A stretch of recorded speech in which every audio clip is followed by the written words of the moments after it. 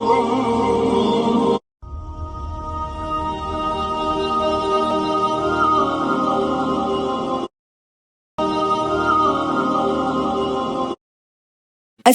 علیکم ورحمۃ اللہ وبرکاتہ۔ کیسی ہے میری یوٹیوب فیملی؟ امید کرتی ہوں کہ خیریت سے ہوگی۔ خوش رہیے، آباد رہیے اور اپنی تکلیف کو اس رب العزت کے حوالے کر دیجیے، کیونکہ تمہاری تکلیفیں اور درد جو تمہیں نا امید کر دے رہی ہیں، اور تم جو پھر بھی نا امید نہیں ہو رہے ہو اور اپنے رب پر دل سے یقین اور اعتماد کا دامن تھام لیا ہے، تو پھر یاد رکھنا، یہ جو تمہاری آزمائشیں ہیں یہ تمہاری آخرت کی تیاری ہیں، اور یہی آزمائشیں تمہیں اللہ کے حکم اور اس کی رحمت کی طرف راغب کرتی ہیں، اور انہی آزمائشوں کے بدلے میں اللہ محبت اور ہدایت میں اضافہ کرے گا۔ اللہ کے فیصلوں پر یقین رکھنا تمہارے ایمان کی پختگی کی علامت ہے۔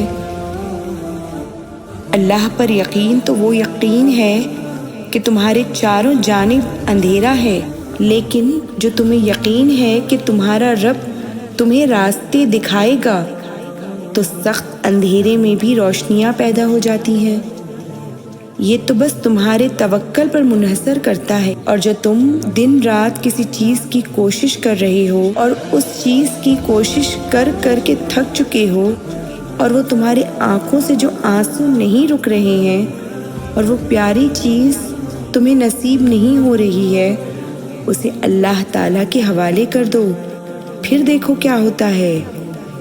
اللہ کی ذات تو وہ ذات ہے جو کب کس چیز کو تمہاری کامیابی کا وسیلہ بنا دے پتہ بھی نہیں چلے گا۔ اللہ تعالیٰ تو وہ طاقت ہے تمہارے راہ کے رکاوٹ کو ہی تمہارا وسیلہ بنا دے۔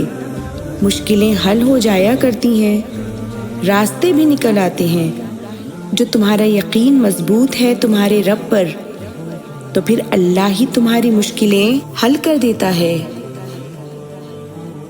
بس تم اللہ پر یقین رکھو، اور ایسا یقین جو ہر شک اور شبہے سے پاک ہو، اور جو تم نے اللہ پر مضبوطی کے ساتھ یقین رکھ لیا تو جو نا امید بھی ہے وہ بھی عطا کر دیتا ہے۔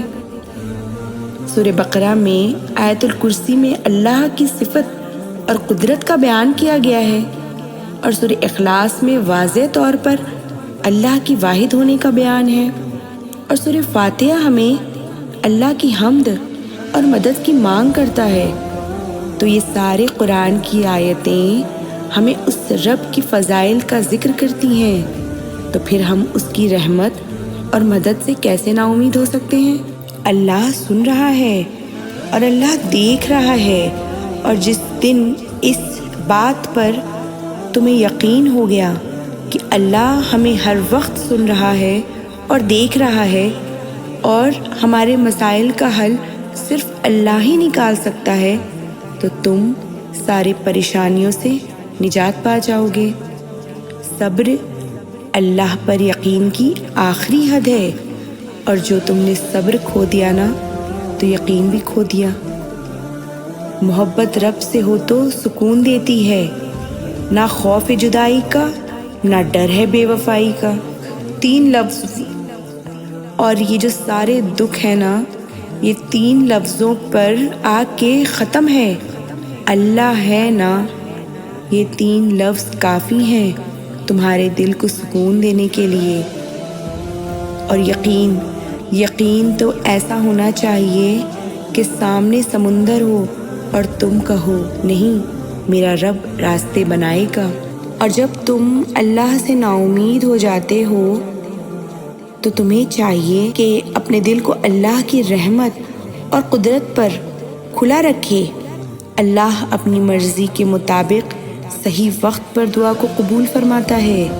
کسی بھی مشکل، ضرورت یا سکون کی تلاش میں اللہ کی بارگاہ میں پیش کی گئی دعا کا وقت اجازت ہوتا ہے۔ تم اپنے کام اللہ پر چھوڑ دیتے ہو نا، تو اس کا مطلب یہ ہوا کہ تم توکل اور بھروسے کے ساتھ اپنی زندگی کے ہر پہلو کو اللہ کے حوالے کر دیتے ہو۔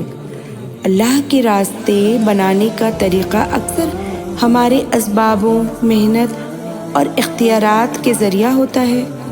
جب ہم ایمان اور توکل کے ساتھ حلال طریقے سے محنت کرتے ہیں تو اللہ ہماری مدد کرتا ہے، ہمیں رہنمائی فرماتا ہے اور ہمارے لیے آسان راستے پیدا کرتا ہے۔ سورہ ال-عمران میں اللہ فرماتا ہے، تو جب تم نے اپنا فیصلہ کیا تو اللہ پر بھروسہ رکھو۔ اور سورہ بقرہ میں اللہ نے نفرت کی بات مشکل میں گرامی کا وقت دیکھ کے کہا، تمہارے رب کی طرف سے مجھے وہی نہیں ملا جو تمہارے لیے بہتر ہے۔ تو پھر جب اللہ تمہارے لیے بہتر کرتا ہے تو تمہیں کس بات کا غم ہے؟ انسان کو چاہیے کہ اپنے معاملات اور مسائل کو اللہ کے حوالے کر کے اس کی مدد اور رہنمائی میں توکل رکھے۔